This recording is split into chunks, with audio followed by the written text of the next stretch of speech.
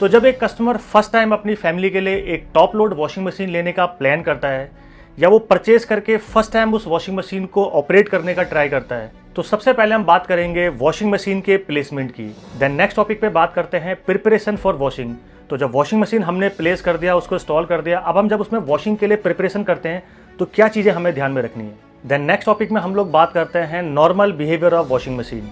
Then next topic में हम लोग बात करते हैं टॉप लोड वॉशिंग मशीन की क्लीनिंग एंड मेंटेनेंस की। फ्रेंड्स, ये कुछ पॉइंट्स थे टॉप लोड वॉशिंग मशीन को यूज़ करने के रिगार्डिंग, जिनको अगर आप फॉलो करते हैं तो आपकी वॉशिंग मशीन का लाइफ भी मेंटेन रहता है एंड आपको वॉशिंग के रिजल्ट्स भी आपको अपने कपड़ों के अंदर बहुत बेस्ट देखने को मिलेंगे।